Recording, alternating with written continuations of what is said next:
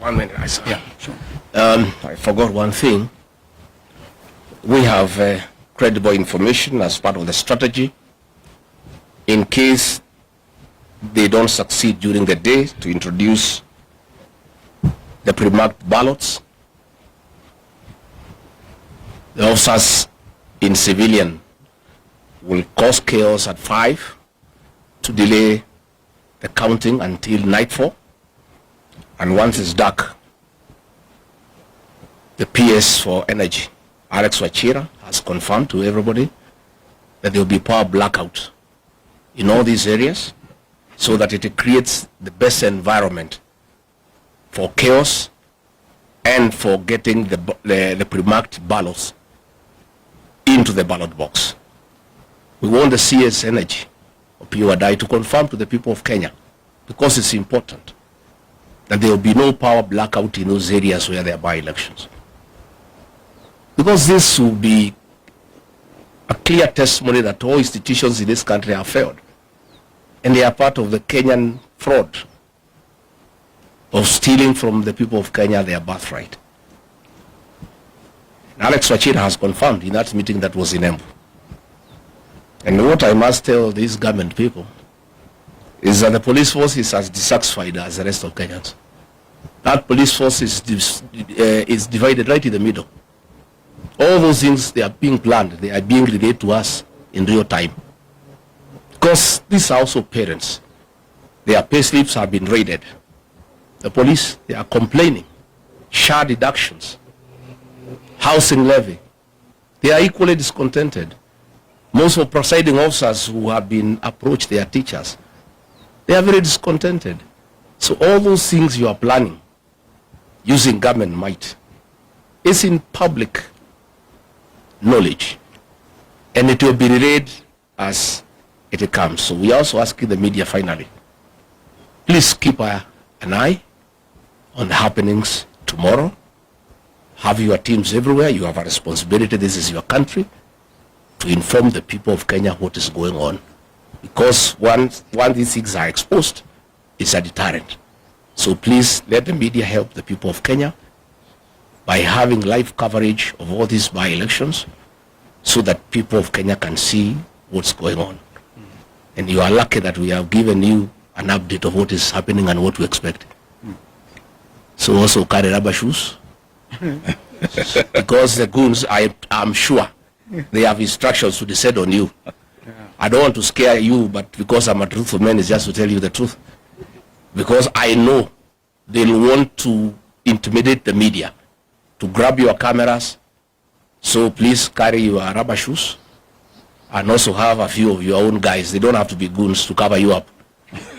So that your camera is safe and you are safe too. Indeed. And please take care of yourself. So when I was in Narok, I was well prepared with a helmet. Because I had adverse information. I've told you the police force is divided right in the middle. There's a police who are calling me, tunakungoja wewe na utapigwa mawe, utapigwa risasi, so utafuta bulletproof vest weke na uchuge kichwa yako ndio wana target. So nilikuwa na helmet ile bulletproof because I had prior information. No? So even you, I'm giving you a head start. Thumbs up. Mujue. Si mutajitayarisha pia. Your job is as risky as ours. Maybe one more thing before, kama kuna maswali pengine, lakini kabla hiyo, we must of course put on record our condemnation in the strongest terms possible of this state-sponsored violence in Kapuchai, in Narok. We saw some feeble attempt by IBC in Kasipul to do something, and they have been silent on these other things. A real time attempt, and by the way, these were scheduled political rally campaigns within the framework, and you can imagine what would have happened to Governor Mutembei out there. And by the way, he was supposed to have been around as well, but I think his party leader has spoken. Why would Murkomen want to issue a statement kusema they have withdrawn the security of leaders at this time?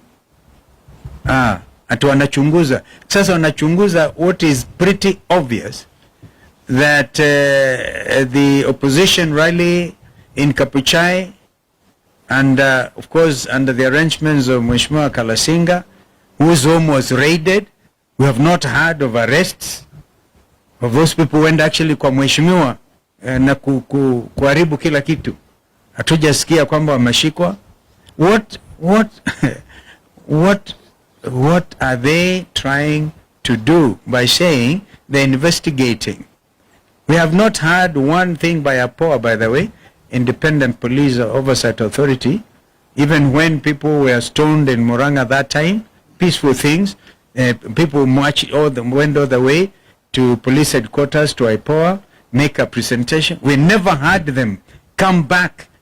Please, Kenyans who are in those positions, know that tomorrow you may want to get things done the way we want them done.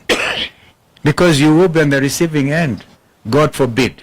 So we have to sort out this country while time is on our side. Kama kuna swali, because that thing about kusema tuna withdraw security leaders to investigate and we know the perpetrators, it's actually a shameful thing by the minister in charge of the interior. I think tumemaliza mambo haya. Yes sir. Lakini pia uko na rubber shoes yako sawa?